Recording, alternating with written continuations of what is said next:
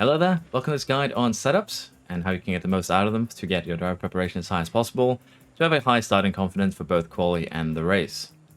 Now, the way that the setups work is actually fairly simple. You have your car, you have your setup, and the goal here is basically to get the setup up to 100%. And to do this, we basically tweak these sliders. Now, for most tracks, they have basically a pretty good idea of where most drivers are going to be liking their sweet spots. Every driver has their own, but generally, every track has a pretty good starting point. I've linked a spreadsheet in the description, and there you can actually find the starting points. There's also a calculator online, which will make this a lot easier for you, because after you've done your first run, and you get back your results, you just slap in you put in your numbers, and that calculator will give you possible 100% setups. There's also, again, in the description, all these are going to be there. There's also a tool that allows you to upload your save, and it will give you all the perfect setups for all tracks for your drivers. So, again, you can do it just on your own. There's no need to use any spreadsheets, external tools. You can do trial and error. You can basically learn as you go, make your own spreadsheet. But generally, there's no real wrong way of doing practice. But if you want to try and maximize it, of course, using external tools is going to make that a lot easier. But let's talk about these three stats here, which make up your driver preparation. Track acclimatization is pretty straightforward. The longer stints you have on track, the quicker this will go up. Basically, a really good way to get this maximized, what I usually do, is that for the first run in practice, I will put in the basic settings here. This is basically a base setup for Jeddah where we're at. And I'll do a full stint, 40 laps, no pitting for this first run. That is usually how I do it. Now, track acclimatization, as I said, the longer you're out on track without being interrupted, basically pitting means that it'll end up building slower. You want to avoid pitting to get this up, and that is why we're doing a full stint for the first run. Car part knowledge works pretty much in the same way. The longer you're out on track running the car, the more this will go up, but it will be moving up quite a lot slower than track acclimatization. It's just how things work. You're probably not going to be able to max this within even 3 practice sessions. You're probably going to have to take a couple of races to get this maxed. And every time you do put up new parts, this is going to drop, so you're going to have to build it back up again. Setup satisfaction is pretty simple. It's again the setup. We're going to try and get that maximized as we go. But again, the goal here is just to get driver preparation to as close to 100% as possible to get confidence up for quali and the race. So in this case, we have put the run plan at 40 laps. Again, we're going to do no pit stops for this first run. We're just going to allow the car setups to be as they are. And you could, if you want to set the pace modes here to lower, in theory, it should help with, in 22, it helped with wear for your engine and powertrain parts. It also helped increase how quickly your track acclimatization went up. Haven't really experimented with it yet, but you can try that out. Fuel usage, if you push this up, technically you're going to be running your engine harder, which is going to make it degrade quicker. So if you want to, you can use fuel usage low here. That's not really a problem, and it should, in theory, allow you to save more of your engine. So this is a good one to toggle. Pace mode should be fine no matter what you do, really. And once you actually get into practice here, there's a couple more things, particularly if you're doing them manually, that you might want to toggle. So we'll send Tsunoda out here. We'll wait a couple of seconds, then we'll send Rick out, so they have a little bit of a gap from each other. That way they shouldn't crash. And what you want to toggle here in practice, but in particular, is avoid high-risk curbs and driving clean air. The reason why we want to do high-risk curbs is pretty simple there. As you can see at the top of the list there, powertrain wear. It lowers the wear on your powertrain, and because the powertrain is super expensive in this game, 5 million for an engine, 2.5 million for ERS, $1 million for a gearbox, those are all powertrain components. You do want to try and lower the wear as much as possible in practice. Again, performance doesn't really matter in practice. Use your weakest, lowest durability parts. Switch to better ones for the race itself. I'll be going over that again a little bit later. But do avoid high-risk curbs and do driving clean air. Because again, it has to do with powertrain wear. And particularly for your engine, the temperature you're running your engine at is going to have a huge effect on how quickly the durability of it falls.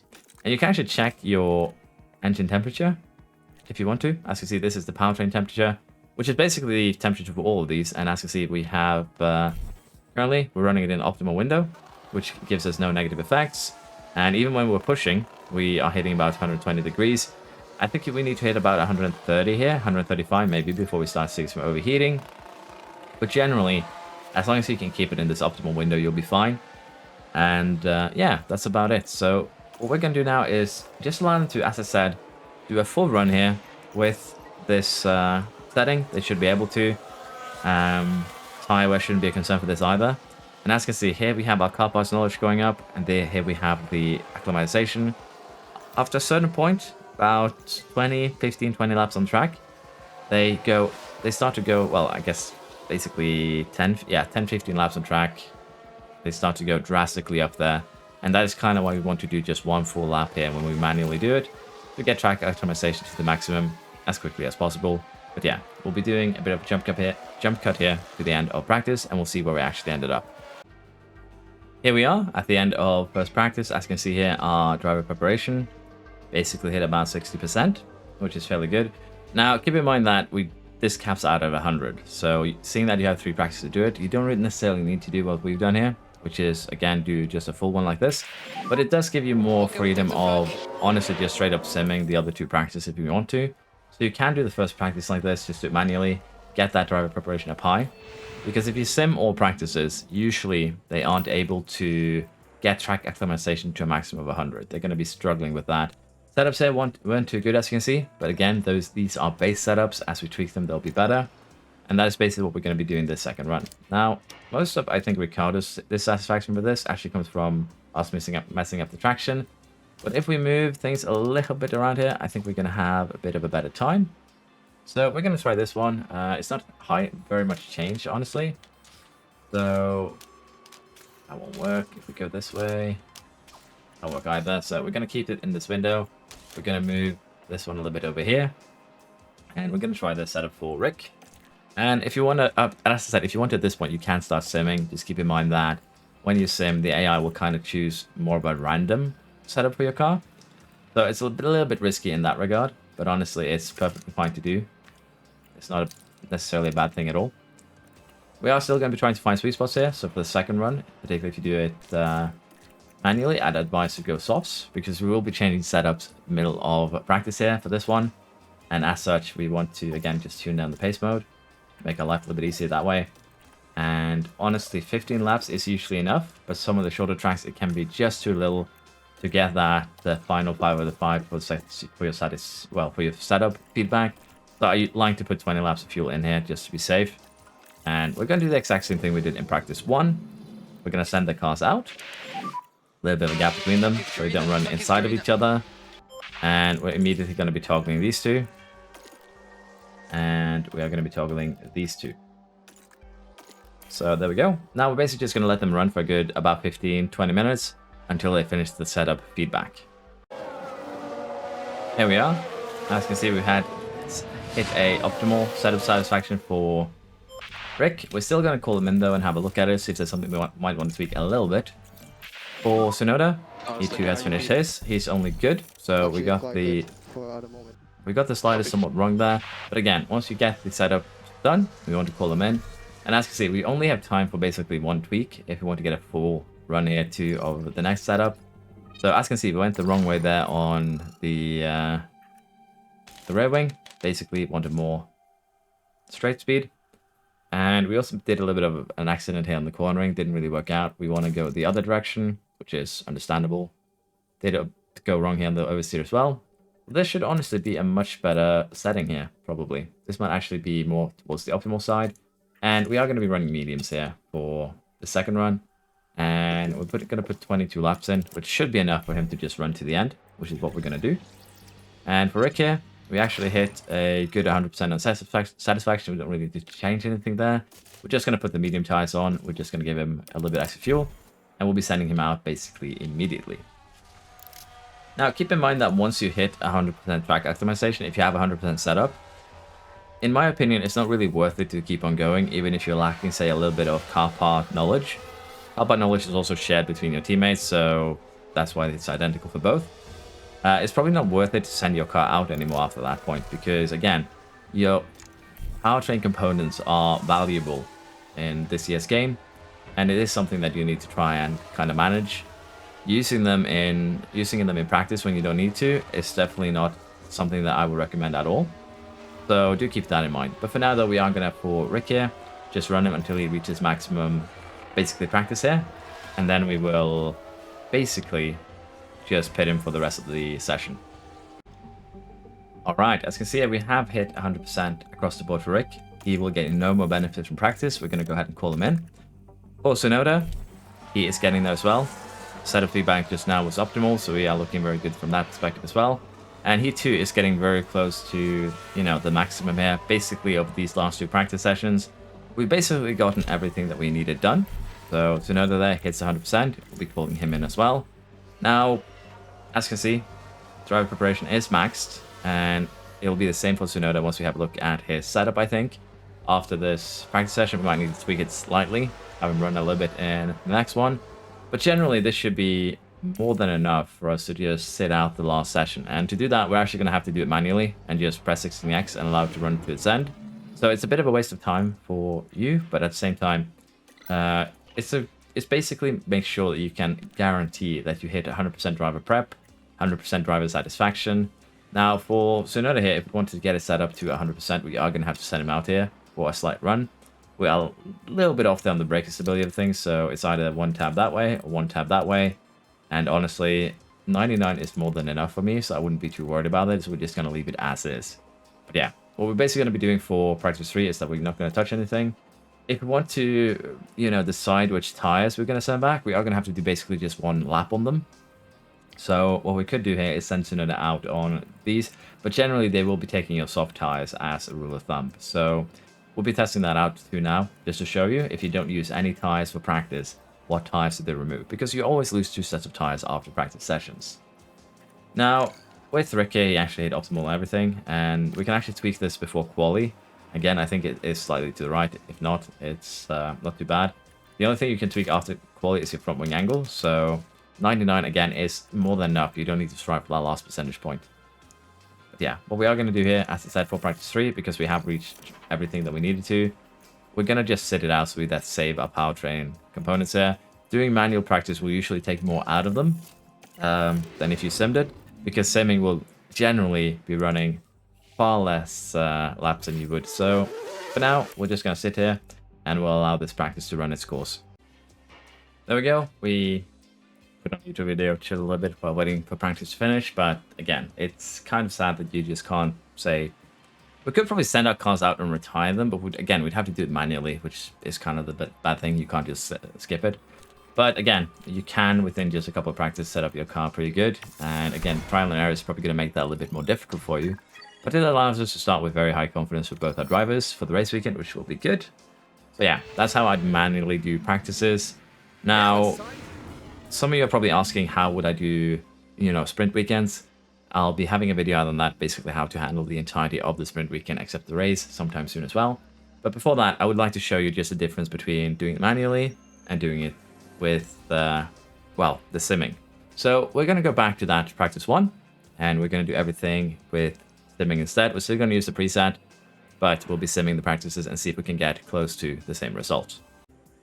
We're back at that practice 1.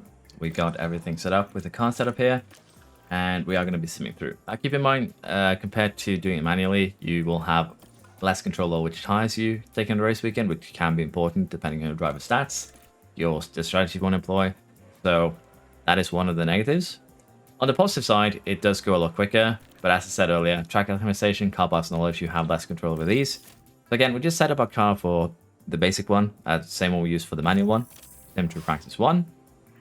And as you can see here, we'll end up with basically the same kind of set of satisfaction, a little bit less track acclimatization because the AI generally just runs the car a bit fewer in terms of laps.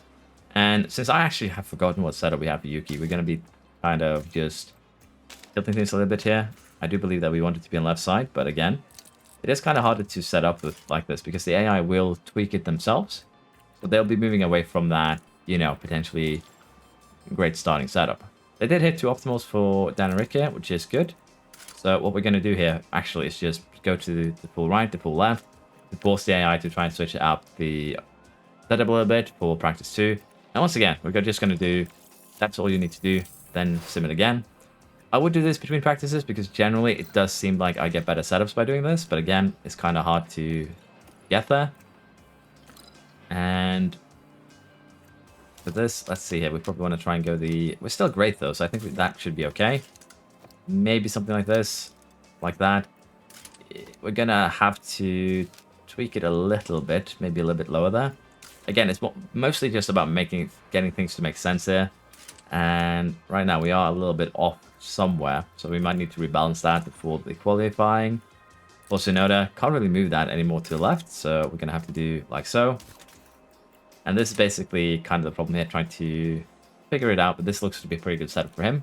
So honestly, when you're simming, it might be an idea to just make a mental note of this. So for Sonoda, from the base setup, we basically just move the rear wing angle by the looks of this. So we're going to sim practice 3, and we're going to see where we're at now compared to if we did it manually. So Sonoda actually hit 100% and everything. Rick hit pretty well too. So you can sim and still get things close to maximum still, no problem. It's actually not that challenging. You save a lot of time, of course, but again, the negative parts are mainly that you aren't guaranteed to hit maximum on, well, just give me a second here. You aren't guaranteed to hit maximum on the track acclimatization. You aren't guaranteed to hit maximum on the parts. And of course, you have less power over what the AI is going to choose to use in terms of tires. So if you wanted to save 2 mediums, we probably are going to have to do everything manually. But the AI did a pretty good job here with the simming, so it's definitely viable. And again here, this is going to be a bit hard to tweak for Rick, so I'd probably just leave it at 97, honestly. Yeah, that is basically the setup guide, driver preparation. I have other guides for quality itself, basically 2 guides, one that has to do with how confidence work, one that has to do with how basically doing 2 runs seem to be the best one. Basically, in quality, if you do 2 runs like this, flying laps, the second flying lap will generally have a better time than the first one, because the AI doesn't push all out into, well, through the last few corners when they're doing their basically warm-up lap before their flying lap. So doing 2 flying laps back-to-back can, on some tracks, gain you between 3 to almost a full second sometimes. So it's a good way to take advantage of the AI. But yeah, that was basically my setup guide. There isn't really much to it. If you want to sim without knowing the parameters, you're probably going to have a bit more of a harder time. But generally, you can save a lot of time in this game by using the spreadsheets, using the calculator, or just putting in the, as I said, in the tool that was made. I don't remember what the guy's name was, but I will be giving him credit in the description. You'll find the links to everything there. And as I said, it's a single player game. It's up to you if you want to use external tools. It's up to you how many you want to use. And honestly, just play the game in a way that makes it fun for you. If you enjoy doing practice manually without any help, do it. If you want to get through practice as quickly as possible, to get through qualifying as quickly as possible to play the races, that's fine too. Play it in the way that you like. So that was it. Hope you've enjoyed this little bit of a setup guide, getting a little bit more insight. And basically, before we go, I just want you to have a look at the car parts. Basically, the AI did wear them out slightly more than if we did it manually. So keep that in mind too. You'll have about a percentage point or 2 extra if you do it manually. But again, they are basically pretty close. You do save a lot of time by simming.